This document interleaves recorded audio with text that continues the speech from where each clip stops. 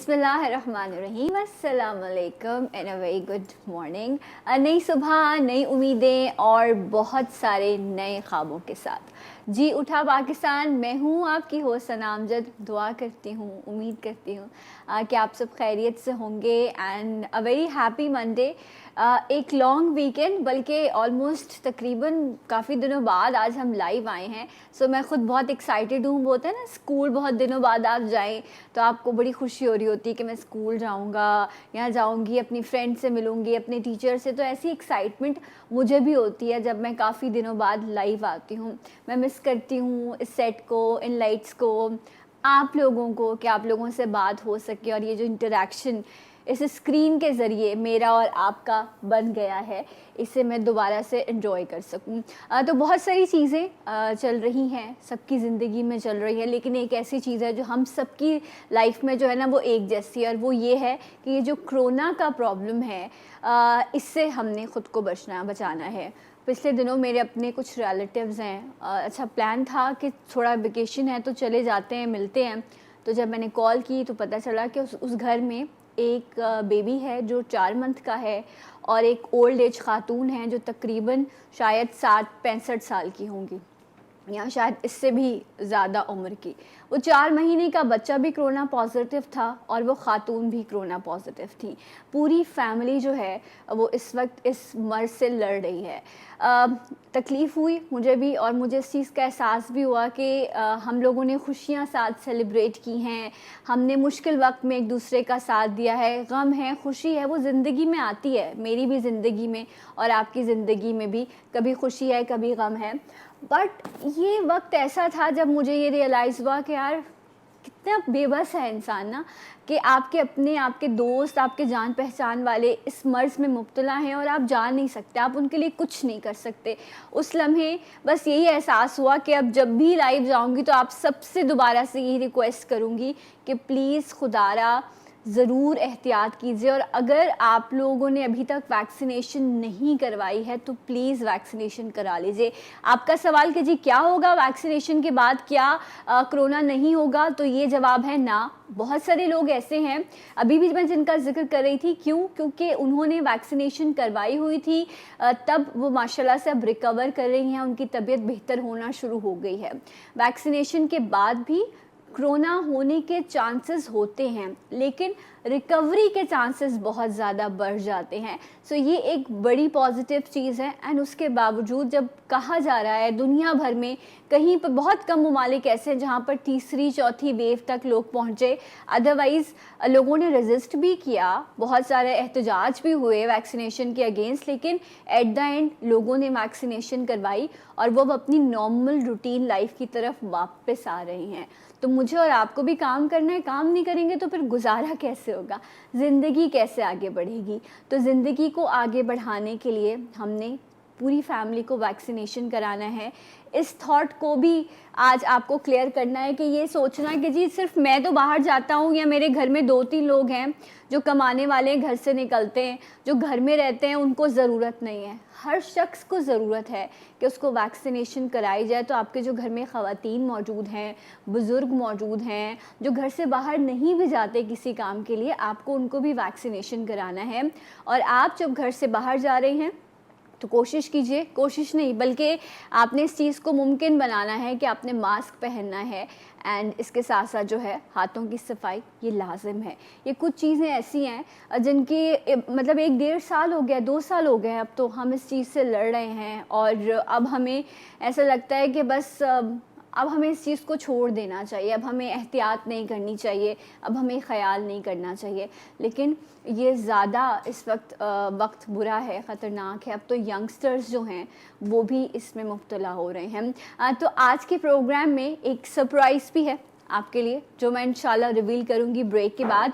आपसे बस यही दरख्वास्त है कि मैं चाहती हूँ कि मेरे तमाम देखने वाले खुश रहें और मुस्कुराते रहें, इसलिए एहतियात कीजिए और खुश रहिए। And a very good morning. Break लेते हैं, मिलेंगे आपसे ब्रेक के बाद जी उठा पाकिस्तान में।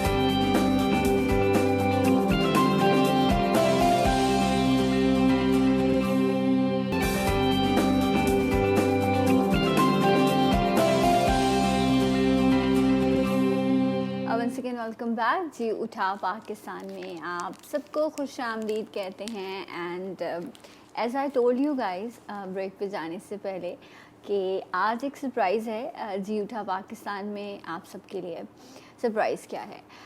वो लोग जो हमारे इर्द गिर्द मौजूद होते हैं और अल्लाह की तरफ से उन पे ख़ास इनायत होती है कि हम तो ऐसा होता है, हम ये कहते हैं कि बस ठीक है, जो सिस्टम चल रहा है, जैसा चल रहा है चलने दो। आप टैक्स पेयर हैं, आप इस मुल्क के शहरी हैं, आप जिस शहर में रहते हैं वहाँ पर आपको बहुत सारी मुश्किलात का सामना करना पड़ रहा होता है। साफ़ पानी हमारा हक़ है, हमें अच्छी साफ़ सड़कें मिलें, हम टैक्स देते हैं, ये भी हमारा हक़ है। माहौलियाती आलूदगी इतनी ज़्यादा है इस शहर में, सो हमें उससे बहुत ज़्यादा नुकसान पहुंच रहा होता है। मेरा शहर जो है वो रोशनियों का शहर कहलाया जाता था। आज बहुत सारे मसाइल और वजूहात की वजह से इस शहर की रोशनियाँ मांद पड़ गई। गो के यहाँ बसने वाले, यहाँ रहने वाले, यहाँ के बासी आज भी अपने इस शहर से बहुत मोहब्बत करते हैं।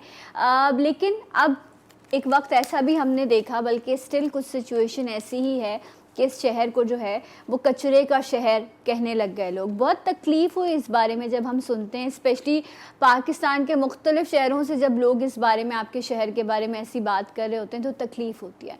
फिर ये शहर जो 70% रेवेन्यू जनरेट करता है, जो कहते हैं कि जी फाइनेंशियल हब्स यहाँ मौजूद हैं, ये इस मुल्क की जो है वो रीढ़ की हड्डी है, एंड सो ऑन, बहुत सारी चीज़ें इस शहर के माशाल्लाह से जो है वो सर का ताज है। बट उसके बावजूद यहाँ जो बसने वाले हैं वो मुश्किलात का शिकार हैं और वो ये कहते हैं कि बस ठीक है, जो सिस्टम चल रहा है अब ज़िंदगी उसी के साथ गुजारी जाए। लेकिन कुछ लोग ऐसे हैं जो कहते हैं कि नहीं, ऐसा नहीं हो सकता, हम सिस्टम के ख़िलाफ़ नहीं बल्कि अपने हक़ के लिए खड़े होंगे, आवाज़ उठाएंगे, हमने जुल्म नहीं सहना। और एक ऐसी ही शख्सियत जो कराची के बेटे हैं माशाल्लाह से, उन्होंने जब आवाज़ उठाई स्पेशली कराची की ये जो गंदगी है, कचरा है, उसके हवाले से, तो उन्होंने आवाज़ उठाई तो माशाल्लाह से एक काफ़िला बन गया और बहुत सारे यंगस्टर्स ने, हर उम्र के लोगों ने ना सिर्फ उनकी आवाज़ के साथ लब्बैक कहा बल्कि उनकी फिक्सिट को ज्वाइन भी किया। और माशाल्लाह से वो इतने पॉपुलर हो गए अपने काम की वजह से कि उन्होंने फिर एक इलेक्शन कॉन्टेस्ट किया और अब वो माशाल्लाह से एमएनए के तौर पर पीटीआई के लिए सर्व कर रही हैं, रूहे रवां हैं। फिक्सिट के एक मुनफरिद अंदाज में जो है इन्होंने अपने प्रोटेस्ट रिकॉर्ड कराए हैं, वो भी मैं आपके साथ शेयर करूंगी। सो हमारे साथ इस वक्त स्काइप पे मौजूद हैं, किसी तारुफ के मोहताज नहीं है, आलमगीर खान। अस्सलाम वालेकुम। जी वालेकुम सलाम। And a very good morning, कैसे हैं आप? अल्हम्दुलिल्लाह, अल्लाह का शुक्र है। उम्मीद करता हूँ आप भी खैरियत से होंगे। मैं बिल्कुल खैरियत से हूँ और आज हम आपको स्टूडियोज़ में मिस कर रहे हैं क्योंकि हम चाहते थे कि आप हमारे साथ यहाँ पे हों। मैं माफ़ी चाहता हूँ, मैं टाइम पर उठ नहीं सका, इसलिए आपके पास पहुँच नहीं सका। मैं अपनी कमिटमेंट ना पूरी करने पर शर्मिंदा हूँ। प्लीज़ मेरी माफ़ी कबूल करें। नहीं, माफ़ी की बात नहीं है, बट ये अच्छी बात है कि एटलीस्ट हमारी बात हो रही है और मेरे देखने वाले जो हैं उन तक आज आपसे जो हमारी डिस्कशन होगी वो स्काइप के थ्रू पहुंच सकेगी। अच्छा ये बताइए, are you a morning person? Sorry, are you a morning person? सुबह उठते हैं आप जल्दी? नहीं, मैं जल्दी तो नहीं उठता क्योंकि मैं जल्दी सोता नहीं। मैं सोता लेट हूँ, तो इस वजह से मैं उठता हूँ तकरीबन 10-11 बजे तक। अच्छा, ओके। और ब्रेकफास्ट रूटीन क्या है आपकी? क्या पसंद करते हैं आप? You need your T, coffee, उठते ही क्या चीज़ चाहिए आपको सबसे पहले? चाय चाय चाहिए, मतलब you are a tea lover? हाँ, कराची वाले चाय के बगैर नहीं रह सकता। ऐसा ही है। अच्छा, वही चीज़ है। थोड़ा सा माजी की तरफ जाते हैं कि आलमगीर खान कैसे बने। मैं इस हवाले से कुछ चीज़ें आपसे जानना चाहूँगी कि फिक्सिट बनाने का आपने क्यों सोचा और फिर जब ये माशाल्लाह से काम शुरू हुआ तो क्या आप एक्सपेक्ट कर रहे थे कि ये एक जो मैंने कैंपेन शुरू की है ये इतने हाई लेवल पर चली जाएगी कि मैं एक वक्त आएगा मैं इलेक्शन कॉन्टेस्ट करूँगा? देखिए, एक तो ये कि फिक्सिट शुरू करने का मकसद सिर्फ एक था क्या? कि जो हालात हैं, जो इस शहर के मामलात हैं, आपने दो फैसले एक रास्ता ये है कि आप एडजस्ट हो जाएं, जी। आप हालात को जो है वो एक नॉर्मल समझना शुरू कर दें और उसके साथ एडजस्ट होना शुरू कर दें। दूसरा ये है कि आपने ये देखना कि मैं कैसे अपनी आवाज पहुंचाऊं, लोगों की जहन साजी करूं और अपनी आवाज को इतना वजनदार करूं कि जिसका इम्पैक्ट जाए, जिससे सिस्टम हिले। तो उसके लिए हमने ये सारा प्लान किया कि कैसे एक आम आदमी अपनी आवाज मनवा सकता है। फिक्सिट देखें, हमने दुनिया में ये चीजें देखी कैसे डिमॉन्स्ट्रेशन होती है, प्रोटेस्ट होते हैं कि बगैर जलसा जुलूस किए आप कोई डिमॉन्स्ट्रेशन करें। और फिक्सिट जो मुनफरिद अंदाज लेकर आई वो इसीलिए कि हर आम आदमी को पैगाम देना था कि आपको जरूरी नहीं कि वसाइल चाहिए हो, पैसा चाहिए हो, लोग चाहिए हो, कोई सियासी जमात चाहिए हो किसी इशू पर एहतजाज करने के लिए, बल्कि आप मुनफरिद अंदाज को अपनाएं। और सोशल मीडिया एक प्लेटफॉर्म है, आज हर बंदे के पास एक हथियार है जिसके जरिए आप अपना कोई भी पैगाम आगे पहुंचा सकते हैं, आगाही का अमल फैला सकते हैं। सही। अच्छा, आपने हमने इस चीज को अपनाया। हमने देखा रशिया में, वहां पे एक कैंपेन हुई, वहां पर खाके बनाए गए जो सड़कों पर गड़े थे, उस हवाले से वहां के मेयर, डिप्टी मेयर, गवर्नर, उनको मुखातिब किया वहां के लोगों ने, और वही चीज हमने यहाँ भी अपनाई।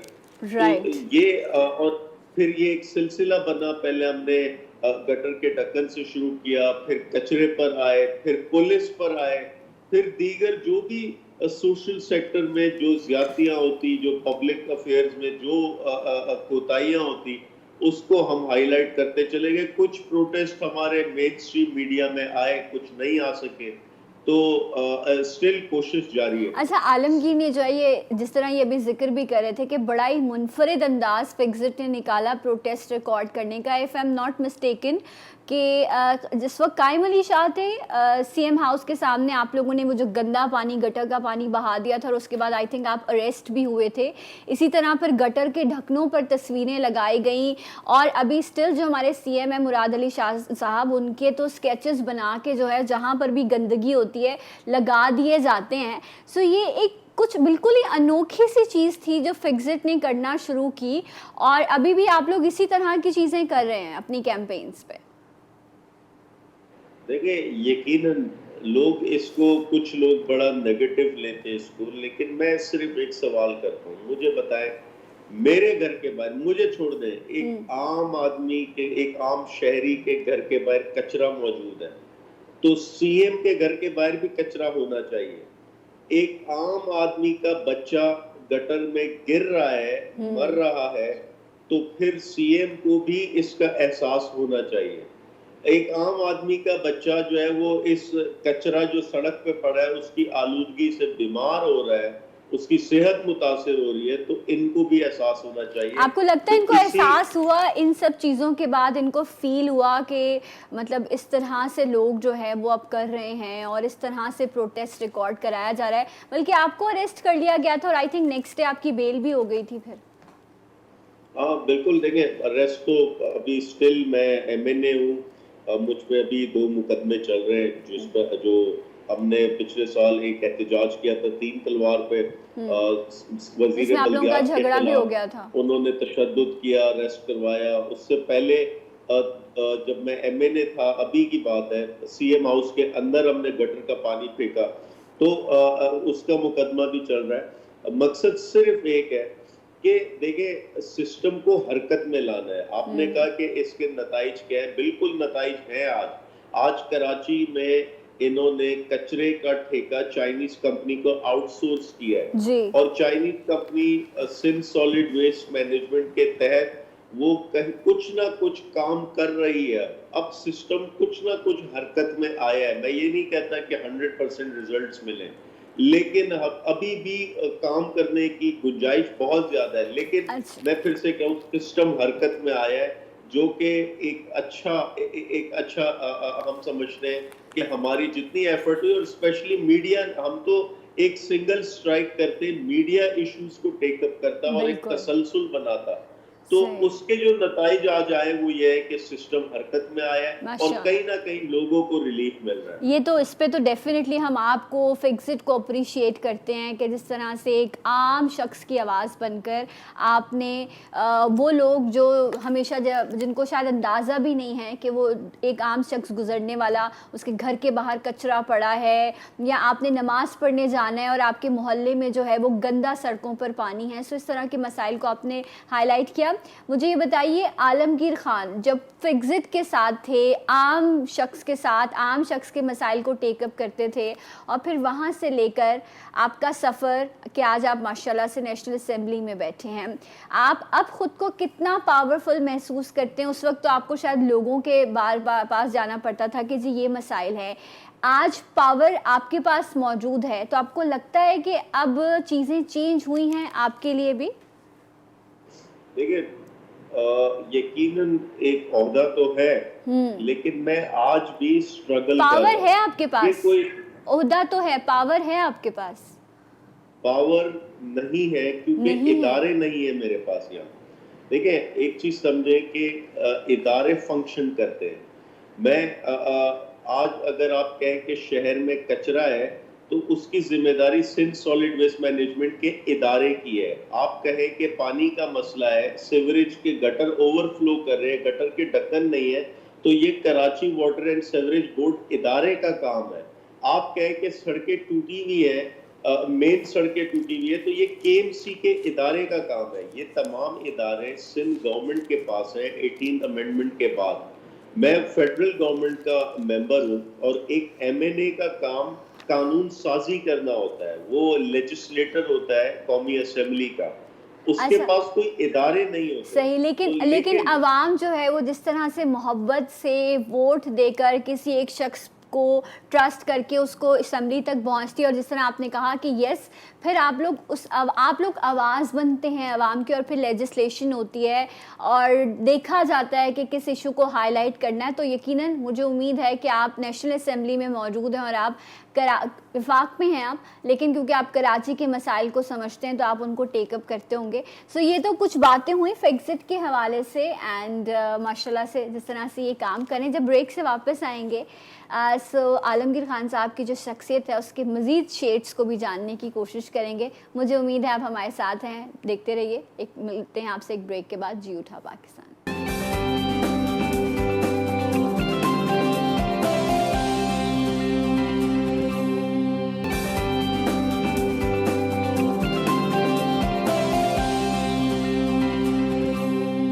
Once again welcome back. जी उठा पाकिस्तान में आप सबको खुश आमदीद कहते हैं एंड आज जी उठा पाकिस्तान के मेहमान फिक्सिट के रूहे रवा member national assembly Alamgir Khan साहब हमारे साथ मौजूद हैं स्काइप पर। अस्सलाम वालेकुम, एक बार फिर से आपको वेलकम करते हैं।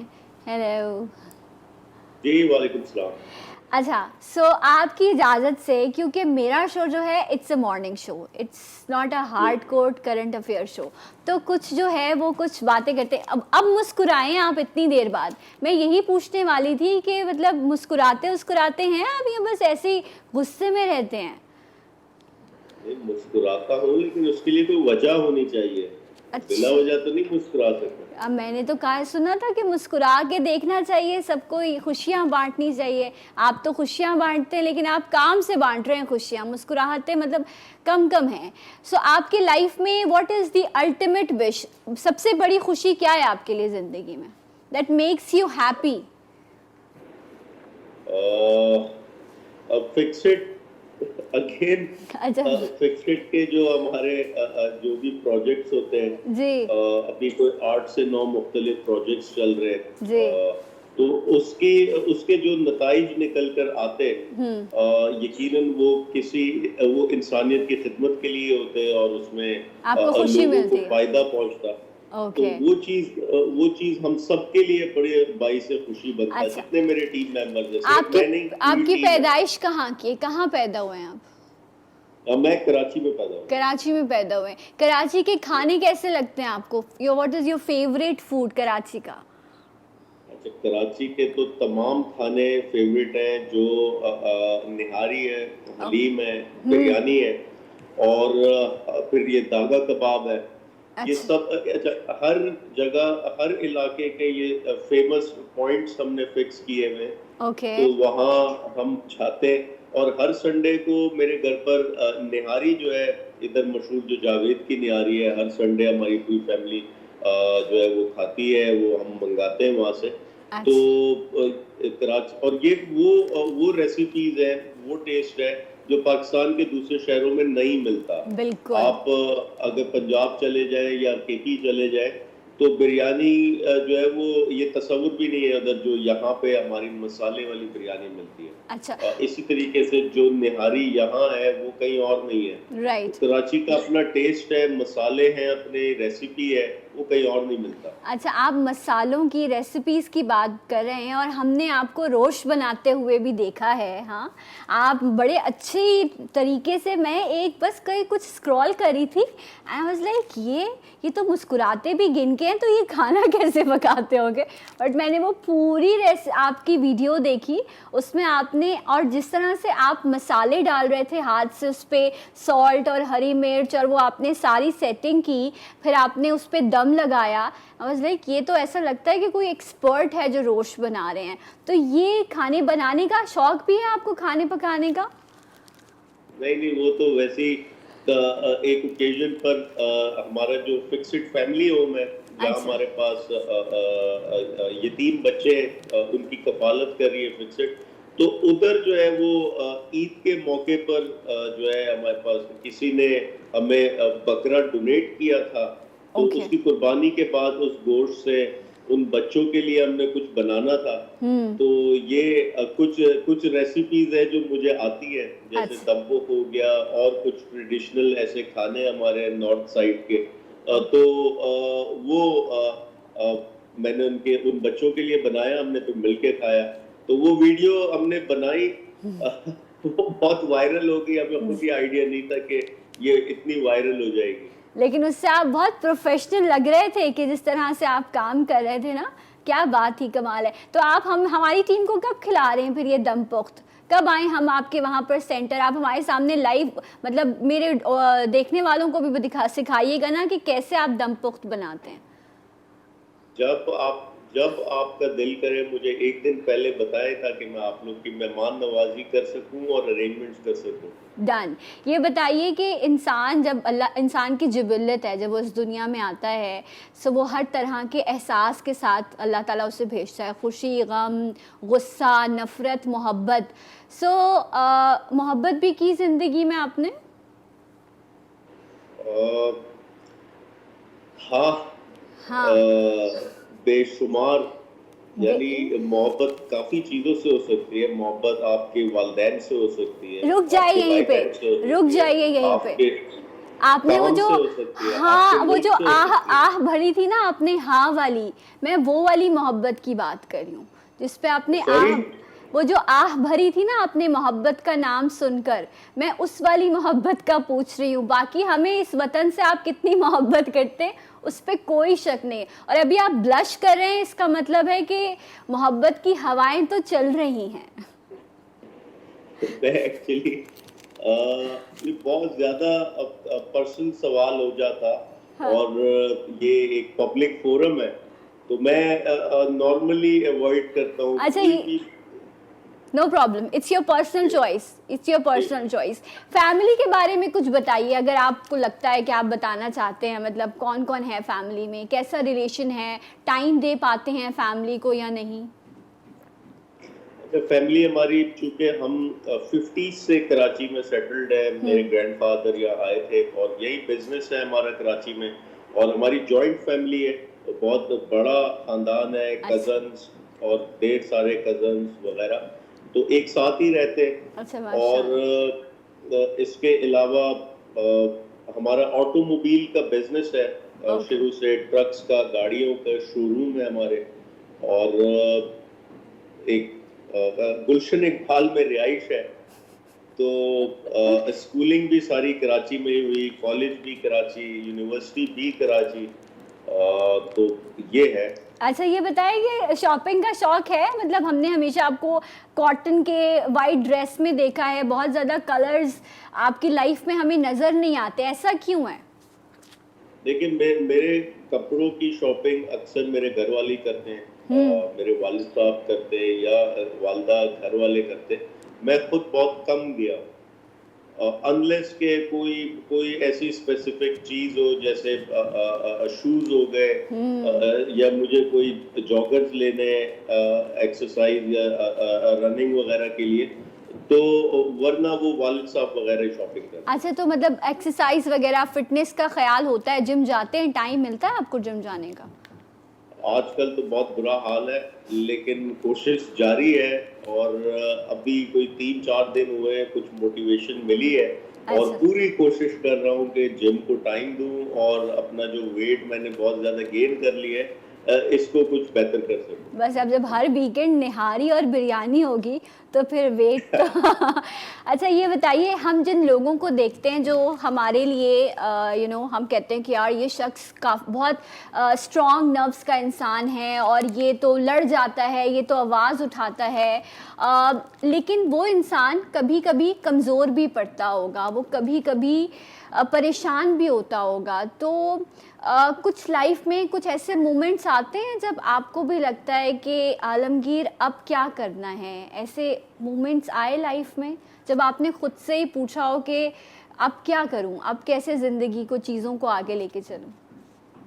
देखिए, ऐसे मूवमेंट्स तो ऑब्वियसली हमेशा आते हैं, लेकिन देखिए ऐसे में ऊपर एक ज़ात है अल्लाह ताला की। अल्लाह ताला इंसान में हमेशा दो चीज़ें, मैं ये समझता हूँ, जो अल्लाह इम्तिहान लाता, आजमाइश लाता, वो दो चीज़ों के लिए होती। एक सब्र और दूसरा शुक्र।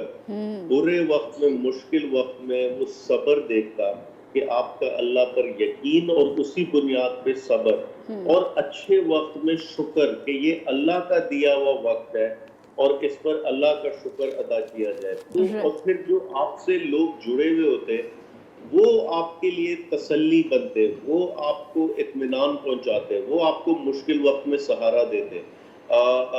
जो मेरी टीम है, वो हमेशा बुरे वक्त में मेरे साथ खड़ी रही। माशाल्लाह। और ये सिर्फ इसलिए कि उनका कोई फाइनेंशियल इंटरेस्ट नहीं, उनका कोई राइट। जाती मफाद नहीं, वो एक एक जज्बे के तहत, एक प्रॉपर एजेंडा के तहत वो मेरे साथ जुड़े हुए हैं और पूरी कुर्बानी के लिए वो तैयार रहते हैं। तो राइट। जब उन लोगों को मैं देखता, जब उन लोगों का साथ मुझे मिलता, तो हर मुश्किल वक्त को हम हजम कर पाते। क्या बात है, बड़ी अच्छी आपने खूबसूरत बात की कि सब्र और शुक्र इंसान की ज़िंदगी में बड़े लाजमी होते हैं। लास्ट वेकेशन कब किया था, कहाँ गए थे घूमने वेकेशंस पे? मैं अभी जो लॉकडाउन था यहाँ सूबा सिंध में, इनकी मेहरबानियों से, तो इसी लॉकडाउन को मैं चले गया था इस्लामाबाद। फिर वहाँ मेरे कराची से ही कुछ दोस्त आ गए, तो हम कश्मीर चले गए। तो वहाँ हमने वेकेशन अपना ये स्पेंड किया सारा टाइम। अच्छा, अब क्योंकि मेरे पास टाइम कम है, मैं कुछ चीज़ें जो इस वक्त बहुत ज़्यादा हाईलाइट हो रही हैं, एक इंसिडेंट हुआ मीनारे पाकिस्तान पर, फिर एक इंसिडेंट हुआ ठट्टा में, जहाँ पर एक लड़की जिसको उनके फादर जो हैं वो तदफीन करके आते हैं, 14 साल की बच्ची, अगले दिन वो कब्र में नहीं मिलती बल्कि करीबी खेतों में से उसकी लाश मिलती है। उसने ना तो कोई फाहिश कपड़े पहने हुए थे, ना वो कहीं सड़क पे घूम रही थी, वो उसकी जगह क्या थी, कब्र थी और उसके जिस्म पे कफन था। उसके बावजूद भी उसको कब्र से निकाला गया, उसके साथ ज़्यादती की गई और उसे फिर खेतों में फेंक दिया गया। इस तरह के मामलात और इस तरह की कहानियाँ सुन के एक लड़की होते हुए मेरी तो रूह कांप गई कि मैं कहाँ हूँ, मैं कहाँ रहती हूँ। मैं चाहूँगी कि आप जब आज बैठे हैं असेंबली में और ये सारे वाक़यात एक के बाद एक सुनते हैं, तो आप इस पे क्या कहेंगे? देखिए, एक चीज़ तो ये कि ये लोग जो ये हरकतें करते, ये घिनौनी हरकतें, ये जानवर से बदतर है, और इसकी कोई वजाहत, कोई इसकी जस्टिफिकेशन कोई नहीं कर सकता। और मीनारे पाकिस्तान वाले वाक़े पर तो मेरा एक मुख्तलिफ मौक़िफ़ है। क्या? लेकिन मेरा मौक़िफ़ ये है, देखें, एक तो ये कि जो उन लोगों ने, जो 400 लोग थे, जो उन्होंने हरकत की, वो जानवर से बदतर है। वो घटिया तरीन लोग थे इस माशरे के, और तमाम जो मर्द हैं उनके लिए धब्बा है। लेकिन साथ ही हमने ये चीज देखी जो बाद में शवाहिद मिले कि खातून खुद वहां जाती और वहां भीड़ इकट्ठा करती एक फैंस मीटअप शो करने के लिए, और उसकी वीडियोस और पिक्चर्स जो है वो पोस्ट करती। आप जब ऐसी भीड़ में जाएंगे जहां आप लोगों को पहचानती नहीं, जहां लोगों का तारुफ नहीं आपको, और फिर वहां उस भीड़ में आप खुद लोगों को इनवाइट करें कि मेरे साथ आए और पिक्चर्स लें, वीडियोस लें, तो ये तो मतलब आपका कसूर ये है कि आप वहां क्यों जा रहे हैं ऐसे लोगों में, ऐसे ओपन माहौल में, और लोगों को इनवाइट कर रहे हैं।